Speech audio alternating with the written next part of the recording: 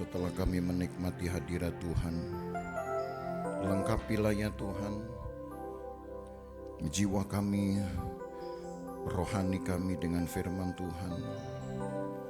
Karena baik firman maupun pujian adalah cara Allah hadir bagi kami. Di dalam pujian kami menikmati hadirat Tuhan, di dalam firman-Mu kami menikmati kekuatan Tuhan. Lengkapi umat-Mu Tuhan, supaya firman Tuhan menambahkan pengetahuan, dari pengetahuan menambahkan kebijaksanaan, dari kebijaksanaan menambahkan ketekunan, dari ketekunan menambahkan kasih kepada Tuhan. Berkati ibadah kami, berkati umat-Mu ya Tuhan. Urapi hamba-Mu, di dalam nama Yesus Kristus kami akan mendengar firman Tuhan. Amin. Haleluya. Haleluya. Puji Tuhan. Kita ada di dalam Ulangan pasal yang ke-9, Saudara. Jadi kitab Ulangan ini secara keseluruhan adalah firman Tuhan yang diberikan oleh Musa kepada orang-orang muda Israel, ya, sebelum mereka memasuki tanah perjanjian. Mereka harus tahu bagaimana mereka hidup, sebab tanah ini berbeda dengan tanah Mesir, ya, tempat mereka dulu menjalani masa muda mereka, mungkin masa kecil mereka, ya.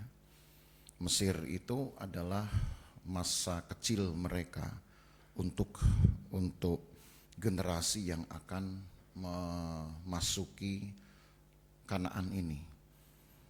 Dan mereka juga harus tahu bagaimana mereka hidup, karena Kanaan juga tidak sama dengan tanah pengembaraan mereka di padang gurun.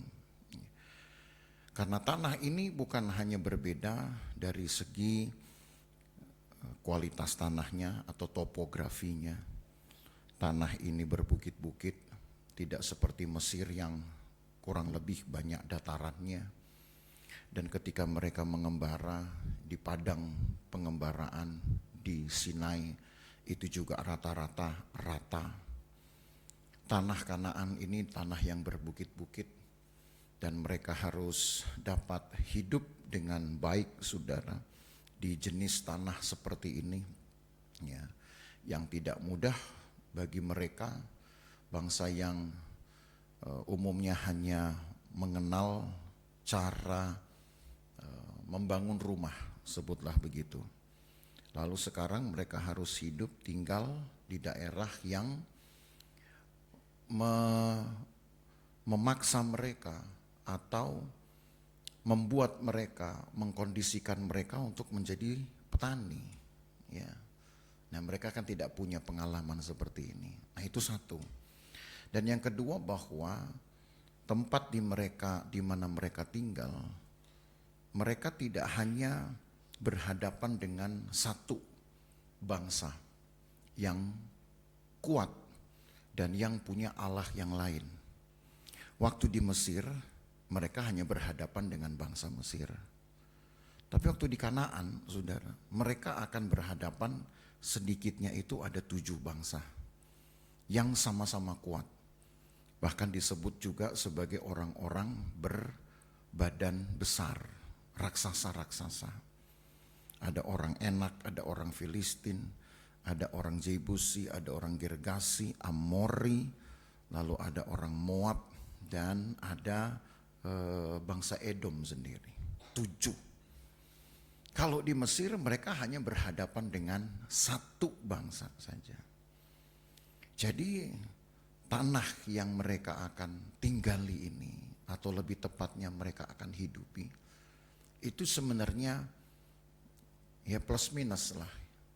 Waktu di Mesir mereka dapat gaji dengan mudah, walau tekanannya besar.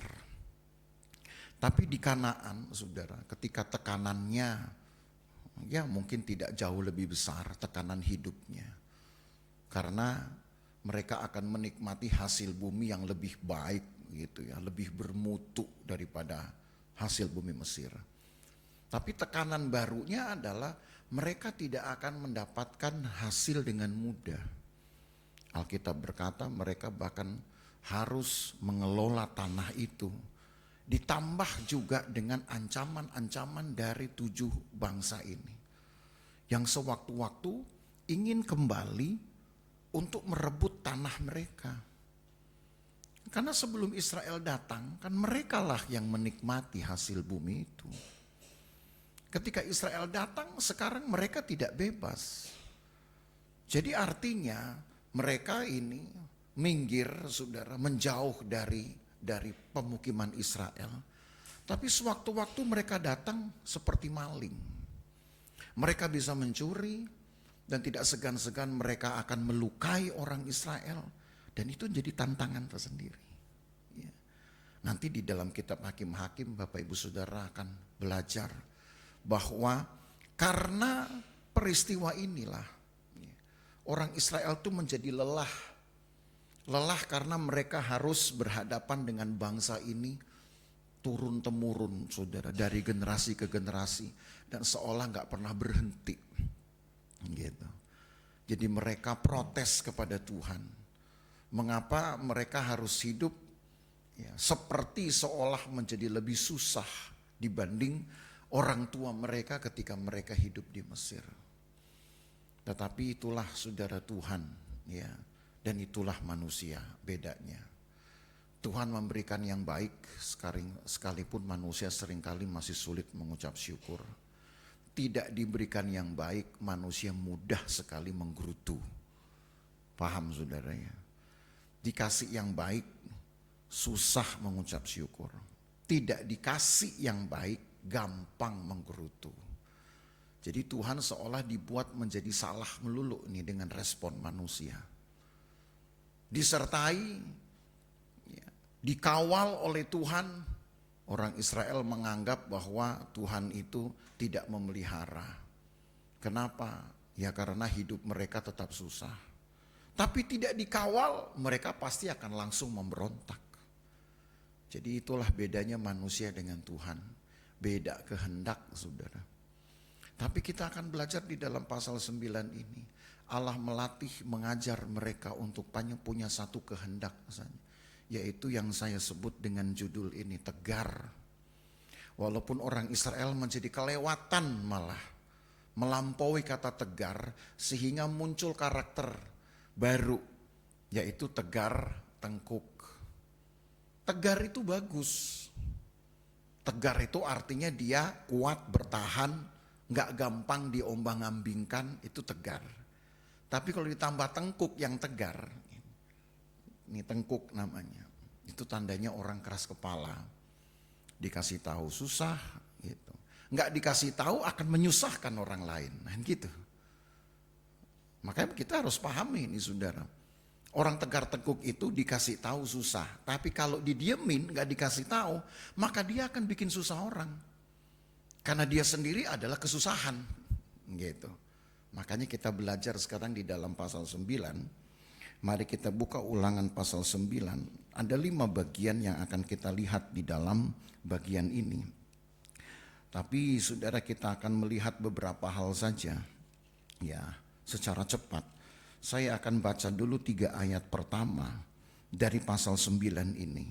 Dengarlah hai orang Israel, engkau akan menyeberang sungai Yordan pada hari ini untuk memasuki serta menduduki daerah bangsa-bangsa yang lebih besar dan lebih kuat daripadamu. Musuh itu selalu lebih besar. Sebab kalau dia bukan lebih besar dan lebih kuat, berarti dia bukan musuh, saudara. Dia mainan kita. Karena gampang kita kuasai. Jadi saudara harus punya satu konsep yang damai-damai di dalam pikiran dan damai-damai di dalam hati saudara. Damainya apa? Yang namanya musuh pasti lebih kuat dari saudara. Kalau saudara lebih kuat dari dia, maka tentu dia bukan musuh. Kitalah akan jadi musuhnya. Selalu musuh itu lebih kuat, saudaranya. Dan begitu jugalah yang Tuhan sadarkan kepada Israel ini. Ayat 2, suatu bangsa yang besar dan tinggi, orang enak yang kau kenal dan yang tentangnya kau dengar orang berkata, siapakah yang dapat bertahan menghadapi orang enak? Rupanya orang enak ini memang menangan, susah sekali dikalahkan. Sehingga dari waktu ke waktu muncullah satu kesaksian, ya, satu omongan bahwa orang enak ini angker, orang enak ini memang betul-betul kelakuannya mau enaknya sendiri. Nah, begitu. Dan Bapak Ibu Saudara bayangkan satu bangsa yang sudah punya kesaksian. Berarti bangsa ini sudah lama sekali ada di dalam sejarah. Tapi dari situlah kita tahu, kalau kita ingin hidup menjadi kesaksian satu saat, kita yang harus membuat hidup kita bertahan sangat lama dan selama mungkin, saudara. Jangan mau dikalahkan, supaya pelan-pelan hidup saudara akan jadi kesaksian. Seperti orang enak ini, sudah jadi kesaksian dari waktu ke waktu. Siapa yang mau bisa lawan orang enak? Coba kalau orang enak itu diganti dengan kita, siapa yang bisa lawan anak-anak Tuhan? Nah gitu, kan jadi beda. Tetapi apa yang mereka dapati dari sebuah testimoni atau kesaksian ini, datang karena memang bangsa ini sangat konsisten mempertahankan kekuatannya. Maka dari situlah Bapak Ibu Saudara kita tahu mengapa kekristenan perlu diperjuangkan. Walaupun musuh-musuh besar, karena kita sedang mengajar apa yang dinamakan dengan kesaksian hidup. Supaya satu saat nanti, tahun-tahun mendatang, orang akan cerita. Oh ternyata yang namanya jemaat GBD Lusufan itu susah sekali untuk diombang-ambingkan. Nah, gitu. Tapi itu harus dimulai dari sekarang. Saudara gak bisa nunggu nanti orang akan ngomong itu 2 tahun lagi, saya nunggu 2 tahun, saya akan setia 2 tahun. Gak akan diucapkan itu karena gak dimulai. Itu harus ada di dalam sejarah. Dan kita harus mulai membuat sejarahnya, Bapak Ibu Saudara. Ayat yang ketiga, maka ketahuilah pada hari ini bahwa Tuhan Allahmu dialah yang berjalan di depanmu laksana api yang menghanguskan. Dia akan memunahkan mereka dan dia akan menundukkan mereka di hadapanmu. Demikianlah engkau akan menghalau dan membinasakan mereka dengan segera seperti yang dijanjikan kepadamu oleh Tuhan. Dari 3 ayat pertama ini kita belajar Bapak Ibu Saudara bahwa kekejian, kefasikan, kegelapan, kedagingan, apapun itu namanya, kejahatan, kelaliman, itu memang Allah belum akhiri. Sama seperti waktu kita belajar kitab Kejadian. Ketika dosa masuk, lalu kemudian dunia dikuasai dengan kegelapan. Allah tidak mengakhiri kegelapan. Allah belum menghukum kegelapan. Tapi hanya memisahkannya. Memisahkan gelap itu dengan terang. Jadi gelap tetap ada. Terang tetap ada. Tetapi yang Allah mau seberapa kuat terang ini harus mengalahkan kegelapan. Walaupun kita mungkin akan berkata, saudara, dengan ego kita, kenapa Allah nggak hukum aja sekalian kegelapan? Karena Tuhan bekerja menurut waktunya. Segala sesuatu yang belum waktu Tuhan, Allah tidak akan melakukannya. Dan tidak ada yang bisa paksa-paksa dia untuk melakukannya. Sekalipun saudara berdoa jungkir balik, saudara mau paksa Tuhan, Tuhan hukum kegelapan sekarang. Alkitab berkata belum waktunya. Maka nanti kita akan tahu doa dan puasa itu sebenarnya kontribusinya sejauh mana. Itu nanti di bagian kelima kita akan lihat. Karena apa yang Allah tetapkan tidak akan bisa dirubah sekalipun orang memintanya itu sampai menangis. Ya. Kecuali memang Allah sendiri yang berkehendak. Tapi bukan berarti doa menjadi tidak berguna, saudara. Ya. Bukan berarti doa menjadi tidak berguna, bukan berarti ibadah menjadi tidak berguna. Tapi Allah ingin tunjukkan bahwa ada kehendaknya yang tidak dapat dicampuri, tidak dapat diintervensi. Supaya makin jelaslah bahwa Allah itu Allah yang punya kehendak yang mulia, yang tidak bisa disetir oleh kemauan kita. Makanya dalam upaya mencari kehendak Tuhan ini yang selalu sulit, saudara. Karena kita nggak pernah tahu kehendak Tuhan, hati Tuhan seperti apa, kecuali ada satu indikatornya yang kita penuhi. Nah, itu kita akan lihat nanti. Jadi pertama yang kita belajar dari 3 ayat ini, kefasikan, kelaliman, kejahatan, kekejian, dosa belum diakhiri oleh Tuhan. Tapi bukan berarti karena belum diakhiri maka Allah biarkan dia akan meluas, akan merusak pekerjaan Tuhan. Justru karena ada kehadiran orang-orang percaya, justru karena ada kehadiran anak-anak terang, maka sebisa mungkin terang ini harus dapat mengalahkan kegelapan sampai tiba waktunya kegelapan itu akan diakhiri. Itu makanya ayat 3 berkata di bagian yang kalimat yang tengah saja, ayat 3. Demikianlah engkau akan menghalau dan membinasakan mereka dengan segera seperti yang dijanjikan kepadamu oleh Tuhan. Allah berikan kuasa supaya orang Israel bisa menghalau kejahatan, bisa mengalahkan kejahatan, bisa membinasakan kejahatan. Tapi ingat saudara, kejahatan sendiri belum akan diakhiri. Karena setelah peristiwa ini akan masih banyak kejahatan-kejahatan yang akan dilihat oleh orang Israel. Bahkan orang Israel sendiri juga melakukannya. Tetapi ingat kehendak Tuhan. Peperangan rohani itu harus diberikan waktu. Untuk sekian waktu lamanya, kita nggak tahu berapa lama. Sambil melatih apa yang dinamakan dengan iman dan ketekunan. Harus dikerjakan, harus diasah, harus dipertajam dengan cara peperangan rohani.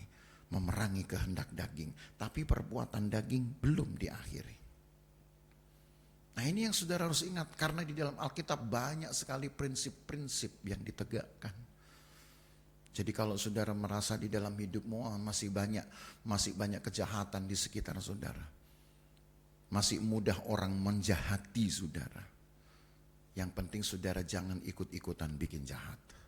Kalahkanlah kejahatan itu dengan kebaikan saudara, dengan perbuatan benar saudara.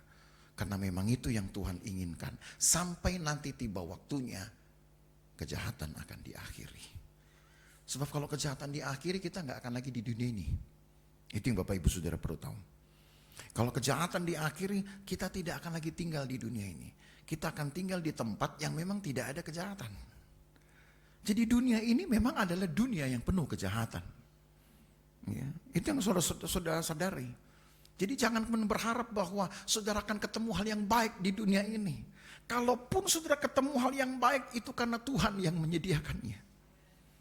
Tapi yang saudara jumpai dengan matamu, saudara jumpai dengan tanganmu sendiri, saudara akan hanya lihat kejahatan. Saudara akan lihat kejahatan. Walaupun kejahatan itu dilakukan untuk tujuan yang baik, lo ada. Itu bukan cerita yang baru, saudara. Cerita di dalam hikayat-hikayat kuno sendiri pun sudah ada orang yang berbuat jahat, tetapi tujuannya untuk kebaikan juga ada. Orang yang merampok tapi hasilnya untuk menolong orang juga ada cerita itu. Orang yang membunuh seseorang yang ternyata adalah pemimpin yang bengis, yang bisa mendatangkan kesusahan bagi keluarga-keluarga, bagi rakyatnya. Dibunuh, tapi dengan dibunuh maka merdekalah orang. Tapi tetap itu perbuatan jahat namanya. Maka Bapak Ibu Saudara, sadarilah bahwa dunia di tempat di mana kita berada itu memang jahat. Tapi jangan sampai kita ikut-ikutan berbuat jahat. Justru kenyangnya saudara dengan firman, tinggal saudara tunjukkan bagaimana cara saya juga melakukan firman. Supaya makin jelaslah perbedaan siapa yang jahat dan siapa yang baik, siapa yang benar. Itu satu. Bagian yang kedua kita akan baca dari ayat 4 sampai ayat 6. Apalagi yang kita dapati dari ayat ini. Ayat 4 sampai ayat yang ke-6. Janganlah engkau berkata di dalam hatimu, apabila Tuhan Allahmu telah mengusir mereka dari hadapanmu, karena jasa-jasakulah Tuhan membawa aku masuk menduduki negeri ini. Padahal karena kefasikan bangsa-bangsa itulah Tuhan menghalau mereka dari hadapanmu. Bukan karena jasa-jasamu atau karena kebenaran hatimu engkau masuk menduduki negeri mereka. Tapi karena kefasikan bangsa-bangsa itulah Tuhan Allahmu menghalau mereka dari hadapanmu. Dan supaya Tuhan menepati janji yang diikrarkannya dengan sumpah kepada nenek moyangmu, yakni Abraham, Ishak dan Yakub. Jadi ketahuilah, bukan karena jasa-jasamu Tuhan Allahmu memberikan kepadamu negeri yang baik itu untuk diduduki. Sesungguhnya engkau bangsa yang tegar tengkuk. Itu Allah yang bilang, saudara. Jadi ini kesaksian datang dari mana? Dari mulut Allah sendiri. Tapi herannya, walaupun Allah yang punya bangsa ini, Allah yang memilih bangsa ini, Allah sendiri yang memarahi bangsa ini, Allah tidak pernah mengubah kehendaknya untuk bangsa ini. Itu saudara akan tahu, belajar hati Tuhan seperti apa. Taruhlah kemudian kita ganti Israel itu dengan kita. Allah sendiri yang menciptakan saudara. Allah sendiri yang membuat kita ada di dalam dunia ini. Allah sendiri yang membuat saudara bisa menerima Yesus. Allah sendiri yang tuntun saudara untuk satu waktu mengenal, percaya dan mengenal Yesus. Lalu satu waktu Allah sendiri juga yang akan memarahi kita karena kita berbuat salah. Tapi Allah tidak akan mengubah kehendaknya. Artinya Allah tidak kemudian ganti, ini orang ini karena udah rusak, saya ganti orang lain. Itu gak ada konsep itu. Karena kalau nanti Allah melakukan itu, maka Allah akan disebut dengan Allah yang suka gonta-ganti. Allah yang gak ajak, orang bilang, tahu istilah ajak kalau bahasa Jawa itu. Orang yang gak tetap hati, gampang berubah, maunya bisa berubah-ubah. Allah itu adalah Allah yang tetap. Sekalipun terlihat keputusannya salah, ya, kan terlihat seolah-olah Allah salah ini memutuskan. Udah tahu Israel begitu, kamu pilih. Walaupun mungkin dunia akan menyangka, oh Allah salah pilih. Tetapi Allah itu sudah memperhitungkannya dari awal, saudara. Sebelum dia menetapkan sesuatu, Allah sudah menghitung, Allah sudah tahu. Karena Allah juga nanti yang akan ujung-ujungnya memberikan antisipasi dan bahkan juga kemampuannya. Antisipasi supaya orang ini bisa mengalahkan hal yang tidak baik. Dan kemudian memberi kemampuan untuk melakukan yang baik. Walaupun ujung-ujungnya manusia juga akan diberikan pilihan. Mau suka dikalahkan atau mau suka mengalahkan. Saudara mau suka yang mana? Dikalahkan atau mengalahkan? Dikalahkan oleh kejahatan, dikalahkan oleh kedagingan, dikalahkan oleh kemalasan. Atau saudara yang mengalahkannya? Cuman itu loh pilihan hidup saudara. Kita ingin dikalahkan atau ingin mengalahkan. Itu dikalahkan oleh keengganan, dikalahkan oleh kemalasan. Ini yang paling musuh yang paling besar. Bukan sekitar kita, bukan omongan dari tetangga-tetangga kita. Omongan-omongan mereka itu bisa kita katup mulutnya. Betul saudara, bisa kita tutup, kita sumpelin dia. Tapi jangan disumpelin dengan lain-lain, dengan sumbu kompor, bukan. Sumpelin aja dengan kue tart, disumpelin aja dengan roti. Maksudnya saudara bisa sumpal mulut-mulut yang jahat ini dengan perbuatan baikmu. Itu gak susah. Tapi kalau harus melawan malesnya kita, itu loh yang saya katakan lebih susah. Saudara mau nyumpel dengan apa itu? Karena masalah itu ada di dalam diri kita. Kalau kita berhadapan dengan musuh orang lain, sesusah-susahnya kita melawan saudara, kita masih bisa membuat jarak dengan musuh kita. Ngerti maksud saya? Sesusah-susahnya saudara pakai tanganmu untuk melawan atau alat apapun. tetap kita masih bisa bikin jarak dengan musuh kita. Tapi kalau musuhmu di dalam, gimana saudara bikin jarak? Ngerti sudah bahasa saya ini? Makanya kemalasan, keengganan, ketidaksetiaan itu jauh lebih berbahaya daripada mulut-mulut yang kacau balau. Tetapi pilihannya kan cuma dua. Mau dikalahkan atau mau mengalahkan. Makanya kenapa judul yang saya pakai tegar untuk menjadi besar, saudara. Karena ayat ini. Maka orang Israel kemudian diingati, kau kan sudah kuberi kuasa tadi untuk menghalau, untuk membinasakan bangsa enak ini yang kuat-kuat. Tapi ingat ya, kalau nanti kamu udah dipuji-puji, kamu udah disanjung-sanjung, ingat bahwa semua ini bukan karena kamu. Bukan karena kamu orangnya tiba-tiba menjadi pahlawan dan menangan. Karena aku, kata Tuhan. Bukan jasamu, tetapi karena kebaikan Tuhan. Maka tadi kita udah nyanyi lagunya. Bukan karena kebaikanku, bukan karena apalagi kecakapanku, baik rupaku, semua. Apalagi kelebihanku, kecantikanku, bukan karena itu, saudara. Kalaupun mungkin karena itu saudara pernah mengalahkan orang, memperdaya orang, itu karena Tuhan yang menghendakinya. Nah dari situlah saudara tahu bahwa Allah bisa memberikan kemampuan tiba-tiba kepada manusia yang lemah, yang gak dipandang, yang disepelekan. Tapi oleh karena kehendak Tuhan, Allah bisa balikkan keadaan. Tapi ingat, belum tentu ketika Tuhan tiba-tiba membalikan keadaan, memberikan kemenangan kepada orang Kristen, kepada anak Tuhan, belum tentu Allah langsung berkenan kepada orang itu, saudara. Kenapa saya katakan begitu? Karena lihat tadi ayat yang keempat dan yang kelima, 2 kali sampai itu diucapkan. Ayat 4 ya, kita baca lagi. Janganlah engkau berkata dalam hatimu apabila Tuhan Allahmu telah mengusir mereka dari hadapanmu, karena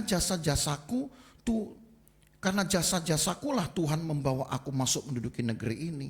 Padahal karena ini dia alasannya. Karena kefasikan bangsa-bangsa. Karena Allah harus menghukum kefasikan. Walaupun kefasikan belum diakhiri. Tadi saya katakan.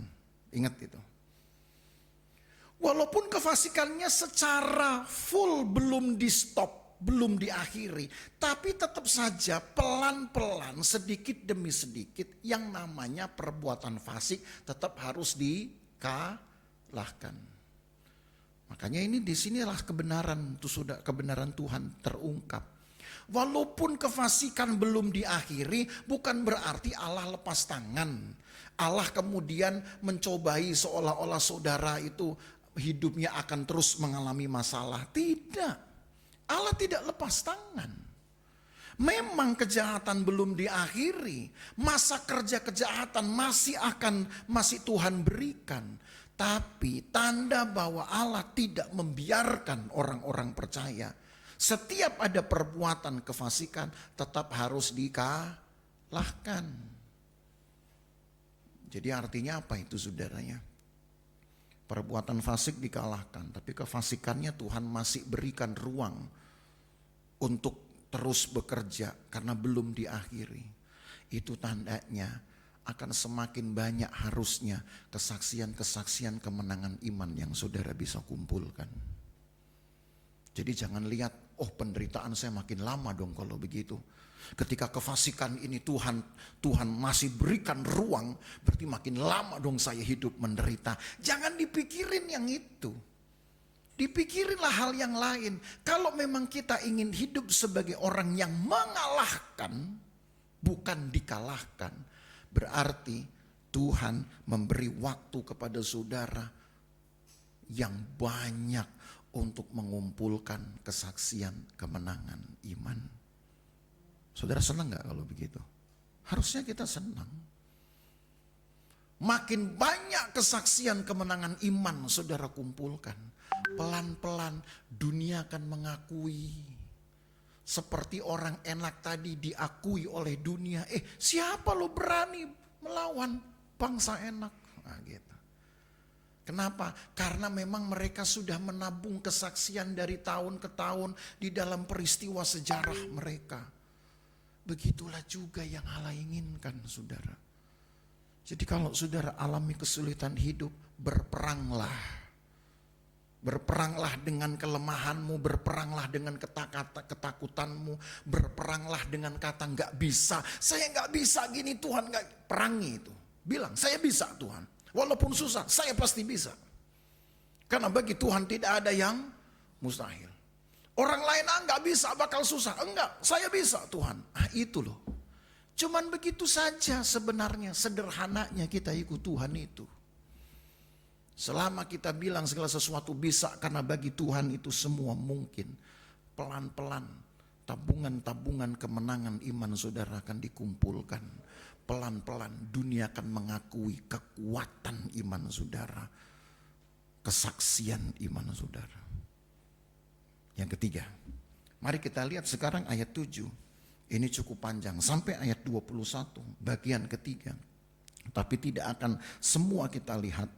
Saya akan perlihatkan kepada saudara hal yang mendasar dari firman Tuhan ini adalah ketika Musa mengingatkan kembali orang Israel, mengingatkan mereka kepada orang tua mereka, maksudnya ya, kelakuan orang tua mereka 38 tahun yang lalu itu tuh, kan masih ingat ya, pernah kita bahas. Ketika mereka ada di Sinai itu kan berarti periode 38 tahun yang lalu tuh. Apa yang mereka lakukan? Mereka ternyata berbuat dosa. Walaupun pada mereka ada perjanjian Tuhan, ada firman Tuhan. Maka saya langsung kemudian ke ayat yang atau ayat 7 sampai ayat yang ke-12 kita baca. Ingat, jangan lupa bahwa engkau sudah membuat Tuhan Allahmu gusar di padang gurun. Sejak engkau keluar dari tanah Mesir sampai kamu tiba di tempat ini, kamu menentang Tuhan. Di Horeb kamu sudah membuat Tuhan gusar. Bahkan Tuhan begitu murka kepadamu hingga ia mau memunahkan kamu. Tapi gak serius ya. Kalau Tuhan memang ingin memunahkan Israel, kan harusnya sudah selesai cerita Israel 38 tahun yang lalu. Ketika ada beberapa orang yang bahkan ditelan hidup-hidup oleh bumi yang tiba-tiba terbelah. Tapi kan Allah tidak menghukum semua. Ya karena apa? Ya karena Allah masih mengizinkan di antara kefasikan belum diakhiri, kebenaran itu juga masih terus bekerja.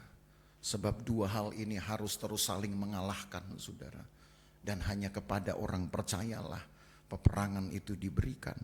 Terus ayat yang ke-9, setelah aku mendaki gunung untuk menerima loh-loh batu, loh-loh perjanjian yang diikat Tuhan dengan kamu, maka aku tinggal 40 hari 40 malam lamanya di gunung itu. Roti tidak kumakan dan air tidak kuminum. Demi untuk menerima firman Tuhan ini, Musa puasa 40 hari 40 malam. Kebanyakan kita memahami puasanya Musa dilakukan hanya sekali di Sinai. Tapi ternyata di dalam catatan kitab Ulangan, saudara, Musa melakukan puasa ini bahkan lebih dari 3 kali. Sebenarnya. Nanti saudara akan lihat di ayat ini pun ditulis. Ayat yang ke-10. Tuhan memberikan kepadaku kedua loh batu yang ditulis jari Allah. Di mana ada segala firman yang diucapkan Tuhan kepadamu di gunung itu dari tengah-tengah api pada hari perkumpulan. Sesudah lewat 40 hari 40 malam itu, maka Tuhan memberikan kepadaku kedua loh batu, loh-loh perjanjian. Tahu maksudnya loh-loh perjanjian? Artinya firman Tuhan yang punya masa cakupannya panjang. Firman Tuhan yang gak hanya habis hari itu, tapi firman Tuhan yang akan terus menyertai sampai waktu yang lebih panjang dari usia kita. Maka disebut dengan loh-loh perjanjian. Lalu ayat 12, berfirmanlah Tuhan kepadaku, bangun, turunlah dengan segera dari sini. Sebab bangsamu yang kau bawa keluar dari Mesir telah berlaku busuk.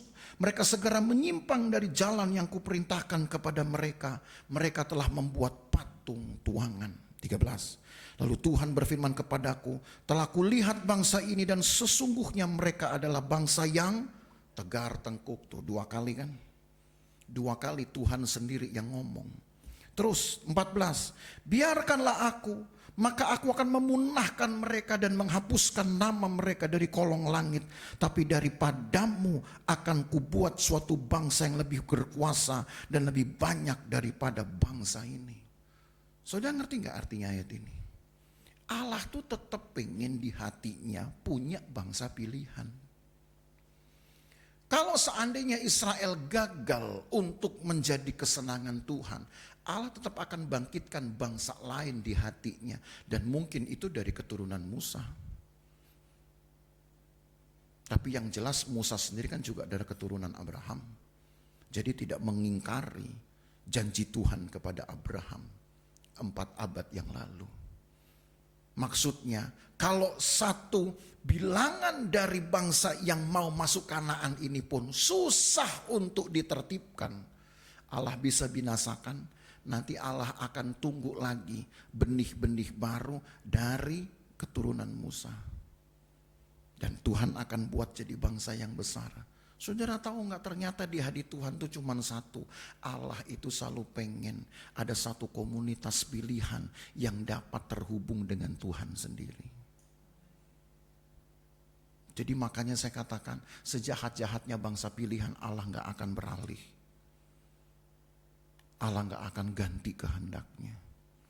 Tapi yang namanya dosa dihukum. Cuman bangsa pilihan tetap Allah akan bangkitkan. Makanya dari ayat ini kita tahu bahwa kebutuhan Allah itu adalah persekutuan. Pertanyaannya, kebutuhan gereja anak Tuhan sama nggak dengan kebutuhan Allah? Kebutuhan gereja itu adalah apa? Oh banyak. Kebutuhan primer, kebutuhan sekunder, kebutuhan tersier. Kebutuhan primer apa? Makan, minum, rumah gitu ya. Sandang, pangan, papan. Kebutuhan sekunder, apa kebutuhan sekunder? HP, gadget, nah itu kan sekunder tuh. Gitu. Tas, apalagi sepatu itu sekunder. Yang tersier, sekarang tersier hampir nggak ada, saudara. Kenapa? Karena semua udah naik ke sekunder. Nanti 2 tahun ke depan, jangan-jangan yang sekunder pun nggak ada, karena HP pun udah masuk primer. Nggak ada rumah nggak apa-apa, yang penting punya HP. Nggak makan nggak apa-apa, yang penting status. Gitu. Manusia punya kebutuhan cuman itu. Allah kebutuhannya cuman satu, bersekutu. Makanya dia nggak mau sendiri. Dia selalu pilih orang-orang pilihan. Makanya kita punya daftar orang pilihan di dalam Alkitab. Nggak cukup dengan orang pilihan. Tuhan kemudian tetapkan keluarga pilihan. Ada Yosua, itu keluarga pilihan itu. Ada Yakub, sebelum Yosua Yakub dulu. Nggak cukup dengan keluarga pilihan. Allah tetapkan bangsa pilihan. Ada Israel.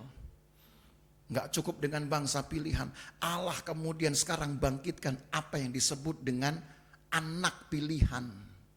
Gereja Tuhan, saudara dan saya. Itu anak pilihan. Coba itu. Memang maunya Tuhan itu, kebutuhannya hanya bersekutu. Pertanyaannya, kita butuhnya sama nggak dengan Tuhan? Atau jangan-jangan di dalam urutan kebutuhan kita, bersekutu pun nggak ada sama sekali. Bersekutu itu kalau sempat, bukan kebutuhan lagi. Udah seperti hiburan. Kalau saya lagi stres baru saya ibadah. Kalau saya lagi senang, ya nggak perlu ibadah. Kenapa? Harga ibadah itu sudah lebih rendah daripada harga cari hiburan. Memang gereja ini tempat kumpulan orang stres, saudara. Gitu. Kalau stres baru cari gereja. Kalau nggak stres cari mall. Gitu. Maka ada lagu, cari apa di dalam dunia, gitu kan. Cari apa di dalam dunia? Cari dunia tentu binasa. Cari Yesus yang penuh cinta, gitu. Karena orang nyari melulu di dunia ini cari kedamaian, nggak ada. Yang ada cuman di dalam Tuhan. Makanya gereja sekarang penuh dengan orang stres.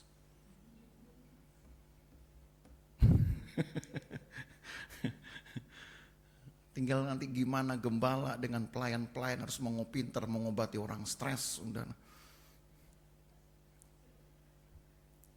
Saya 1 minggu di Sulawesi Utara tuh di Tahuna.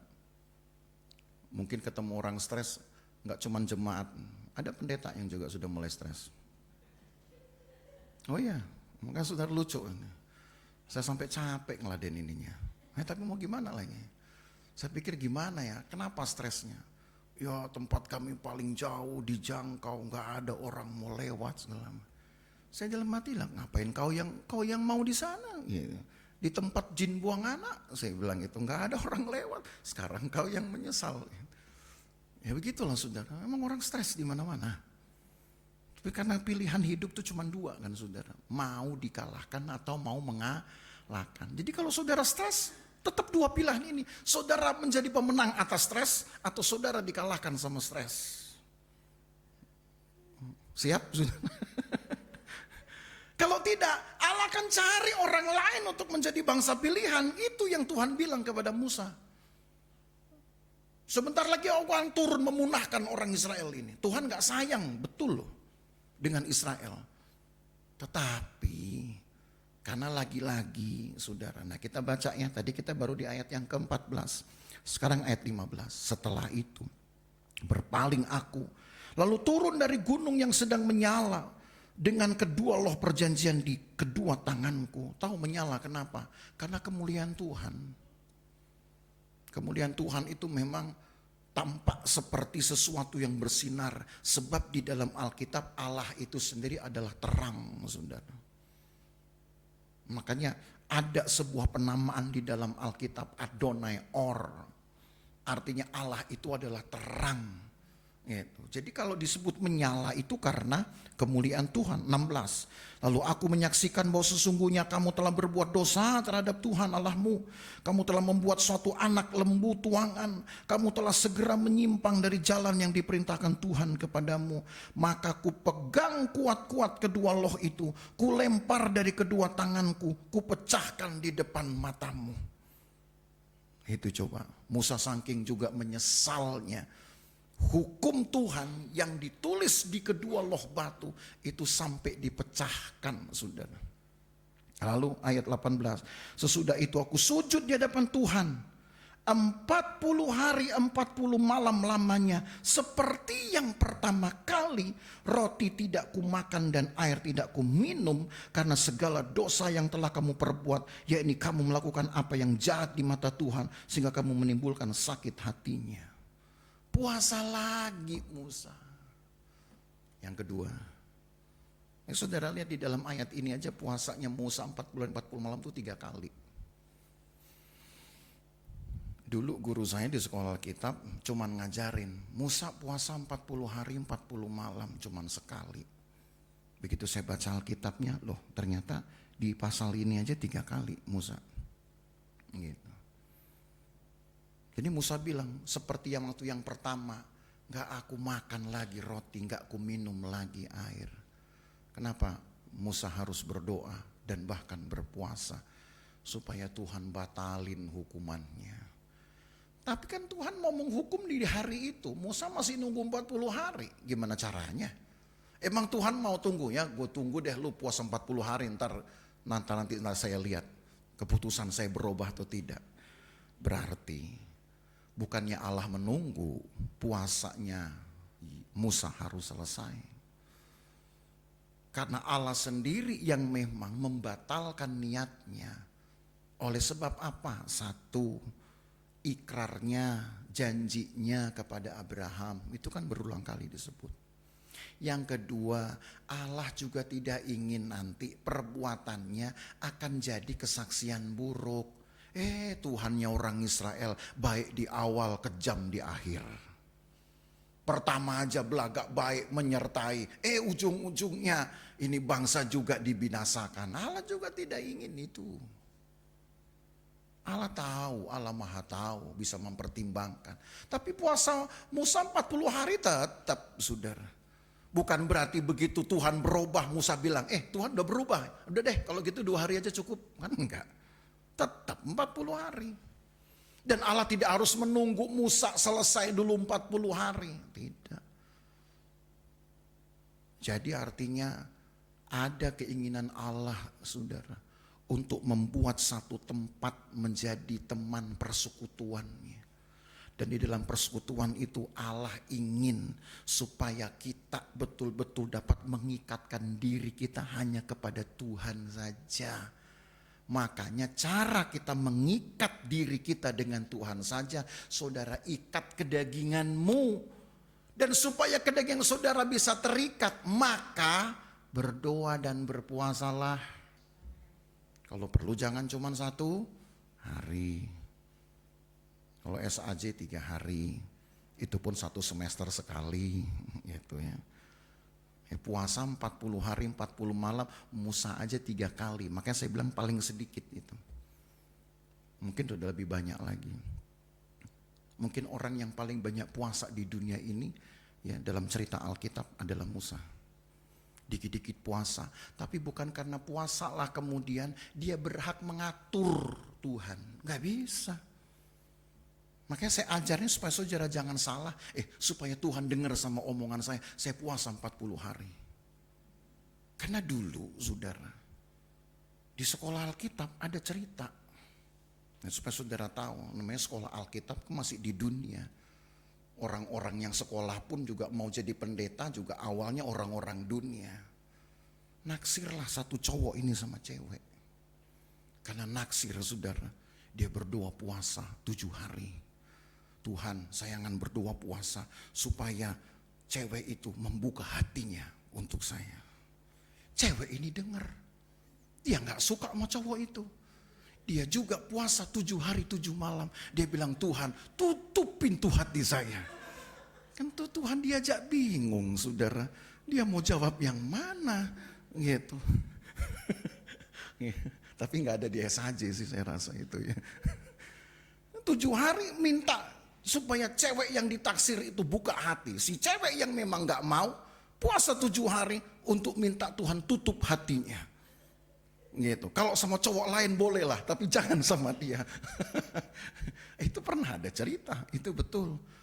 Supaya saudara tahu doa puasa tidak berarti saudara punya hak untuk mengubah keputusan Tuhan. Dan saudara bisa mengatur maunya Tuhan.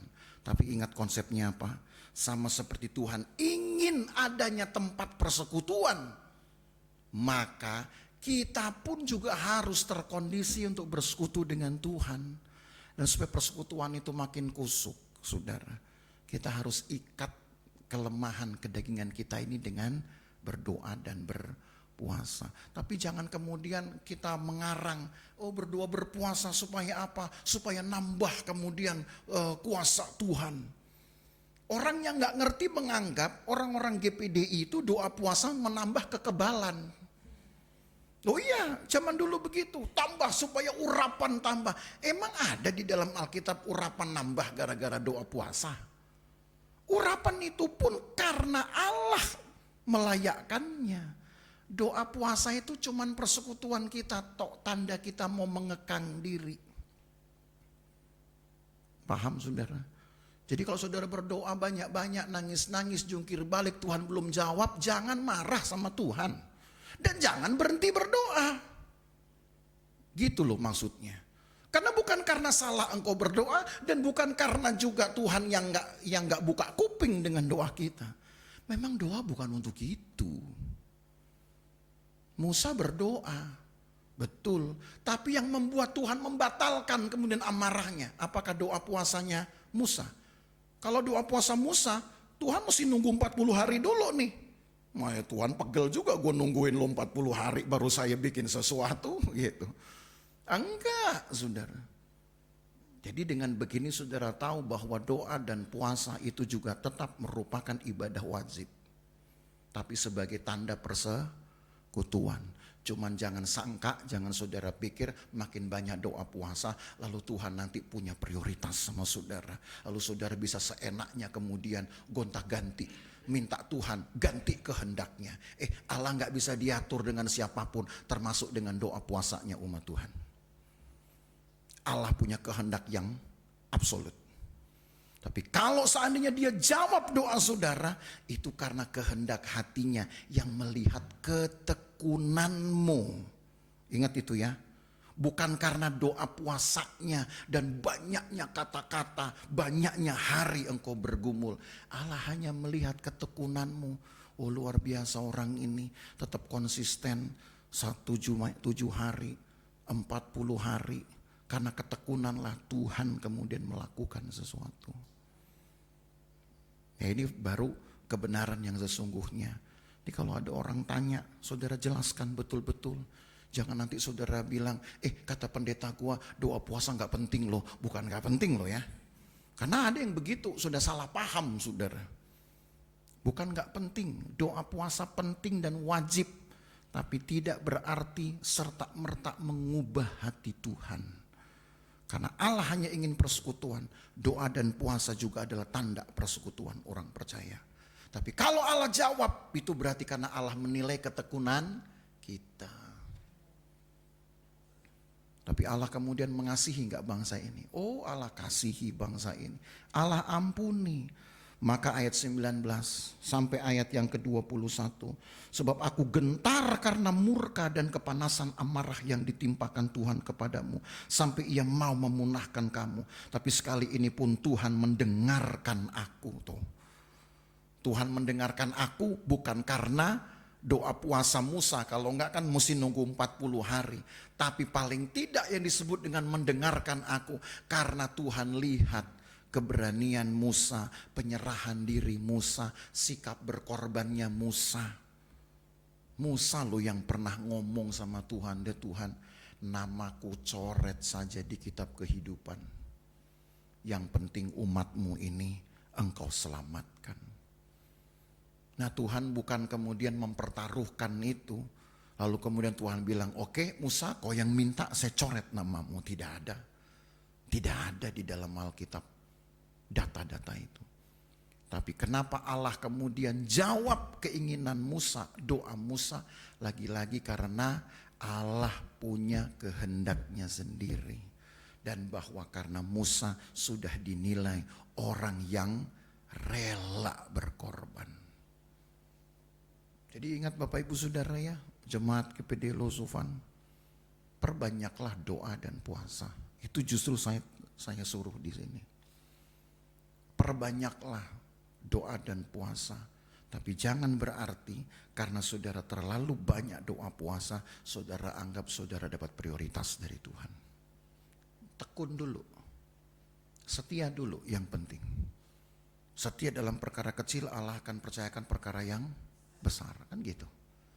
Kalau yang kecil aja susah diatur, nggak bisa mengalahkan, gimana kita mau mengalahkan yang besar-besar saudara. Nah itu kuncinya. Dan terakhir ayat yang ke-25. Saya langsung loncat pada ayat yang ke-25. Pada bagian inilah kemudian kita akan tahu kehendak Tuhan. 25 sampai 29. Maka aku sujud di hadapan Tuhan. Berapa? 40 hari 40 malam lamanya aku sujud. Tuh. Ini yang ketiga loh.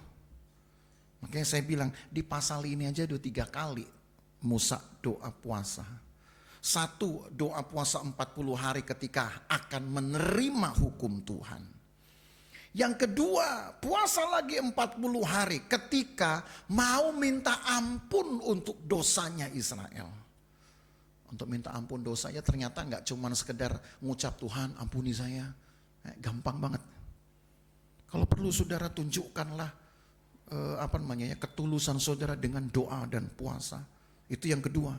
Dan yang ketiga, untuk apa lagi Musa berdoa lagi, berpuasa 40 hari 40 malam. Kita baca terus. Karena Tuhan telah berfirman akan memunahkan kamu. Dan aku berdoa kepada Tuhan, kataku, ya Tuhan Allah, janganlah musnahkan umat milikmu sendiri yang kau tebus dengan kebesaranmu, yang kau bawa keluar dari Mesir dengan tangan yang kuat. Ingat kepada hamba-hambamu, kepada Abraham, Ishak dan Yakub. Janganlah perhatikan ketegaran bangsa ini ataupun kefasikannya dan dosanya, supaya negeri dari mana engkau membawa kami keluar. Jangan berkata sebab Tuhan tidak dapat membawa mereka masuk ke negeri yang dijanjikannya kepada mereka, dan sebab bencinya kepada mereka, maka ia membawa mereka keluar untuk membunuh mereka di padang gurun. Bukankah itu umat milikmu sendiri yang kau bawa keluar dengan kekuatanmu yang besar dan dengan lenganmu yang teracung? Puasa yang ketiga yang Musa lakukan, Musa ingin pastikan di dalam setiap kehidupan Israel ketika nanti mereka masuk Kanaan, sampai nanti mereka beranak cucu. Musa ingin pastikan supaya Tuhan kawali itu dengan lengan yang terajung.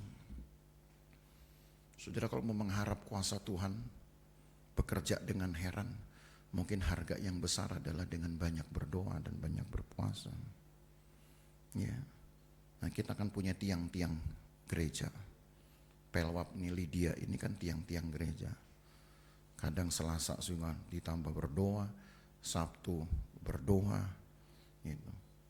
Rasanya kalau seandainya kita nggak perlu kerja misalkan begitu ya, bisa hidup tanpa kerja, tanpa cari uang, rasanya tiap hari bisa kita berdoa, saudara.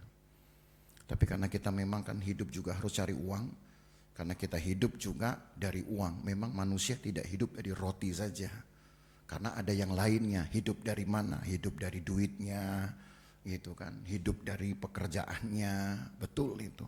Cuman prioritasnya saja. Manusia tidak hidup dari roti saja, betul, dari kuasa Tuhan. Sementara di tempat lain ada orang yang terpaksa puasa. Kata terpaksa bukan berarti dia bersungut-sungut ketika puasa. Terpaksa puasa itu karena kondisinya tidak mengizinkan dia makan.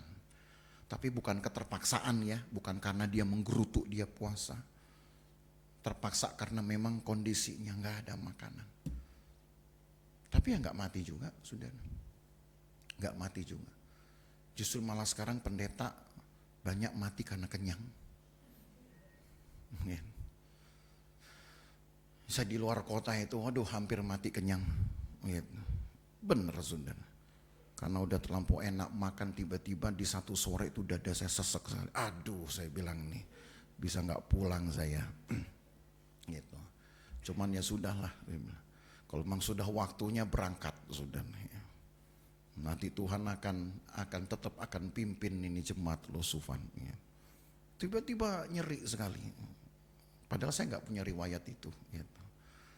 Yang lain bilang, coba cek aja, coba. Enggak, saya sudah pernah cek dan saya stres gara-gara itu. Saya bilang gitu. Nah, no. You tahu sebelum saya pergi ke tempat ini saya sempat cek. 1 minggu sebelumnya saya cek dan saya sempat jadi stres. Nah, enggak. Gini aja, kalau saya bisa pulang, tidak ya sudah, kan gitu aja. Susah amat, saudara. Kan hidupku milik Tuhan. Gitu aja. Ya. Dan tadi malam nyerinya balik lagi, saya pikir waduh gawat ini. Ya, yang stres bukan cuma saya, Bugem juga ikut stres. Ya. Makanya sampai di rumah kembali kepada sayur-sayuran yang tidak ada rasa.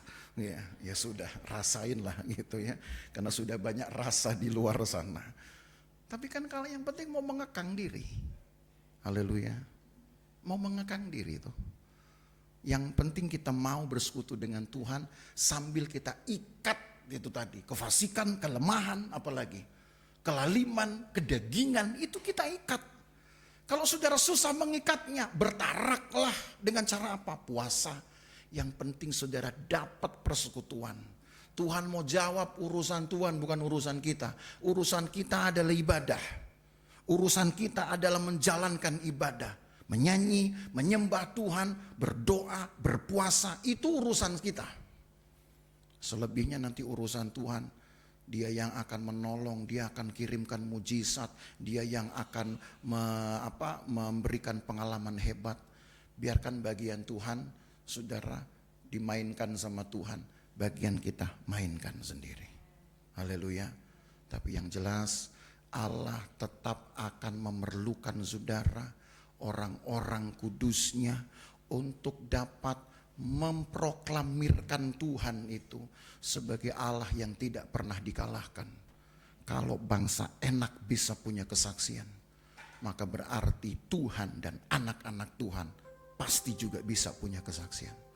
Tergantung ketekunan saudara. Haleluya. Mari kita berdiri. Kita nyanyi pujian yang tadi. Bukan karena kebaikanmu, bukan karena, ini karena saya nggak hafal jadi harus dibantu nih ya. Bukan karena fasih lidahmu, apalagi itu.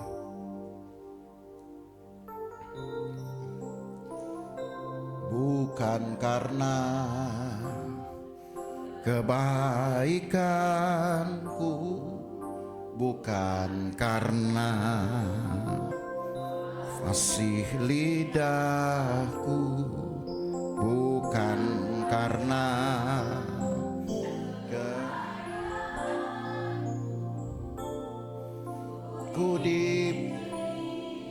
ku dipanggilnya, bukan karena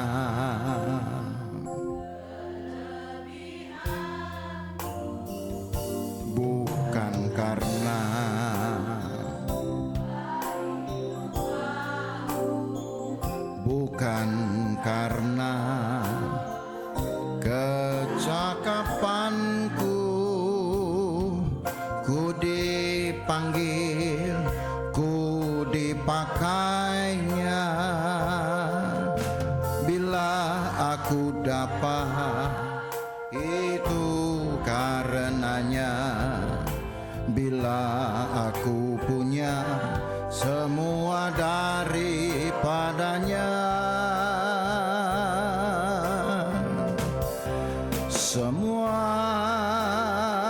karena anugerahnya diberikannya pada kita.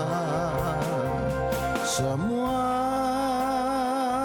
anugerahnya bagi kita bila kita dipakainya. Semua karena anugerahnya, semua karena anugerahnya diberikannya pada kita. Semua anugerahnya bagi kita bila kita dipakainya. Satu hal Allah kerjakan di dalam hidup kita ketika dosa belum diakhiri, ketika kelaliman, kefasikan belum diakhiri, dan itu berarti Allah masih izinkan kelemahan-kelemahan ini akan selalu menyerang anak-anak Tuhan, akan selalu menggerogoti Bapak Ibu Saudara. Tapi di sisi lain Allah ingin pakailah iman kita sebagai senjata rohani satu-satunya.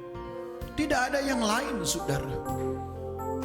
Pakailah itu dengan tekun, pakailah itu selalu dengan siap sedia. Maka atas kehendak Tuhan dan pertolongan Tuhan, sambil saudara meneguhkan imanmu di dalam ibadah, kenyangkan ibadah saudara dengan membaca firman, dengan berdoa, bahkan berpuasa. Allah yang akan melihat ketekunan saudara. Allah akan menganugerahkan kemenangan-kemenangan iman ini, supaya makin nyata bahwa hanya karena anugerah Tuhan kita hidup. Hanya anugerah Tuhan kita hidup. Yang kita lakukan hanyalah bersekutu dengan Tuhan, menambahkan kegiatan bersekutu saja dengan Tuhan, menambahkan jumlah doa kita, menambahkan jumlah hari-hari puasa kita. Itu hanya menambahkan jumlah persekutuan kita dengan Tuhan. Tapi Allah yang akan melihat hatimu, Allah akan melihat ketekunanmu. Dia yang akan melakukan kehendaknya. Haleluya. Semua karena anugerahnya diberikannya pada kita. Semua anugerahnya bagi kita bila kita dipakainya. Lagi semua karena anugerahnya diberikannya pada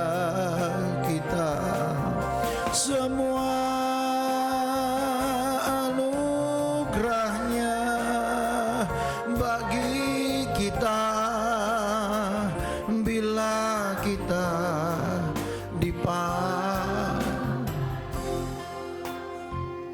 Haleluya. Tuhan, siapakah kami? Kalau suatu saat Tuhan bisa pakai, Tuhan percayakan kuasa untuk mengalahkan kelaliman, untuk menghukum dosa, termasuk dosa yang ada di dalam hidup kami, supaya kami berkenan kepada Tuhan. Karena ini yang mahal, Tuhan, menjadi berkenan kepada Tuhan.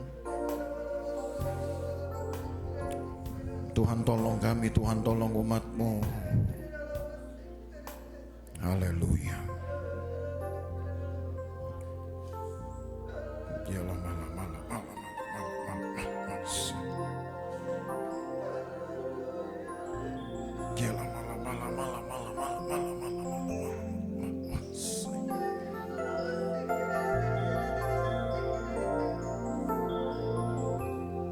Haleluya. Tuhan, kami tahu banyak kelemahan kami bisa lakukan, tapi kami punya Tuhan yang kuat, punya Tuhan yang punya ketetapan. Maka tinggal cara kami untuk bergantung pada Tuhan, pada ketetapan Tuhan. Itu yang akan membuat kami juga ikut menjadi kuat. Kami dapat mengatasi dan mengalahkan kejahatan, mengalahkan kelaliman, mengalahkan kefasikan, karena kami ikut menjadi kuat. Maka Tuhan tolong berikan kami hikmat, supaya kami dapat bergantung kepada Tuhan dari hari ke hari, selama mungkin, selama hidup kami, supaya kami tetap menjadi kuat, kami tetap layak di hadapan Tuhan.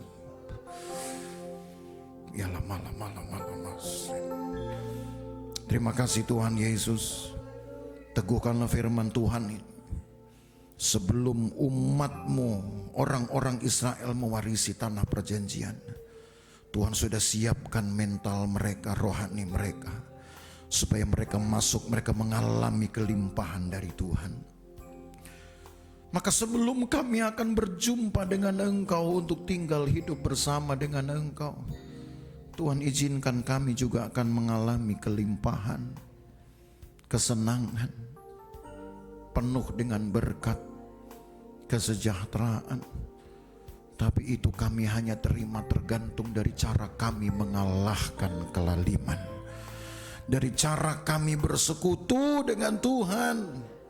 Maka Tuhan, kami berdoa, Tuhan tolong supaya kami betul-betul dapat menyenangkan hati Tuhan, memakai waktu-waktu kami untuk beribadah secara benar, hanya untuk membangun dulu persekutuan dengan Tuhan, tanpa dikejar-kejar dengan tuntutan, tanpa banyak permintaan. Kami tahu Tuhan, Engkau Maha tahu, Engkau tahu apa yang kami perlu, Engkau tahu apa kami perlu. Asalkan kami tekun, maka Tuhan pun akan mencukupkan kami jauh lebih banyak daripada yang bisa kami pikirkan. Begitulah kata Alkitab. Engkau adalah Allah yang bisa memenuhi kebutuhan kami, bahkan lebih jauh dari yang bisa kami hitung, bisa kami pikirkan. Tuhan tolong umat-Mu, lagi sekali tolong Tuhan, tolong umat-Mu. Buatlah umat-Mu prioritaskan persekutuan dengan Tuhan, supaya Allah ada dalam hidup mereka. Dan kalau Allah ada, maka segala sesuatu Allah bisa adakan di dalam hidup kami. Pelihara umat-Mu dari hari ke hari. Kawali mereka Tuhan di dalam kehidupan mereka, keluar rumah, masuk ke dalam rumah, ketika mereka beraktivitas, ketika mereka mencari nafkah. Tuhan hiburkanlah dengan rezeki-rezeki. Tuhan hiburkanlah dengan hasil-hasil pekerjaan yang dapat mencukupi kebutuhan-kebutuhan kami. Tuhan tolong umat-Mu. Berkati mereka yang memberi, Berkati mereka yang mengembalikan milik Tuhan, berkati mereka yang sudah berkorban, berkati Tuhan, karena itu juga adalah ibadah mereka. Mereka melakukannya dengan tulus, maka Tuhan akan memberkati, karena Tuhan mengenal hati mereka semua. Yang sakit Engkau sembuhkan, yang susah Engkau hiburkan, yang punya tekanan berat Engkau beri kelegaan. Di dalam nama Yesus Tuhan bekerja. Hamba-Mu berdoa dan kami semua berdoa, kalaupun kami mengalami masa-masa berat, maka kami hanya punya Tuhan, dan dengan itu kami ingin juga punya kesaksian kemenangan iman. Terima kasih Tuhan Yesus. Tuhan tolong kami semua, berkatilah seisi rumah kami, berkatilah anak cucu kami, berkati ya Tuhan orang-orang di sekitar kami. Siapa yang memberkati kami, Tuhan berkati. Tapi kalau ada yang mungkin memerangi kami, mengutuki kami, kami tetap ingin memberkati mereka. Tuhan tolong kami semua. Kami akan pulang sebentar, Tuhan jagai kami di jalan. Jauhkan dari bahaya, celaka dan perbuatan jahat orang lain. Tibakan kami di rumah dengan selamat dan sukacita yang dari Tuhan sendiri. Maka Bapak Ibu Saudara sekalian, pulang dengan bawa berkat dari Allah Bapa, kasih sayang dalam persekutuan dengan anaknya Yesus Kristus, penyertaan Roh Kudus memelihara kita dari hari ini sampai selama-lamanya. Dan berkat ini kita terima di dalam nama Tuhan Yesus Kristus. Segala kemuliaan hanya bagi Tuhan. Segala hormat pujian hanya bagi Tuhan. Kuasa dan kemuliaan hanyalah bagi Tuhan. Segala kemuliaan,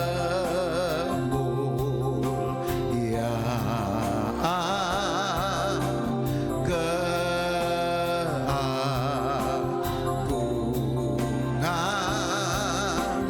kejayaan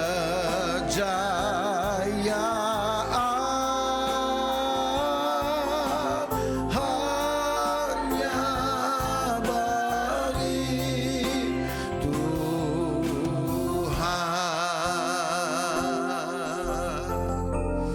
Jemaat yang diberkati bersama kita berkata, amin.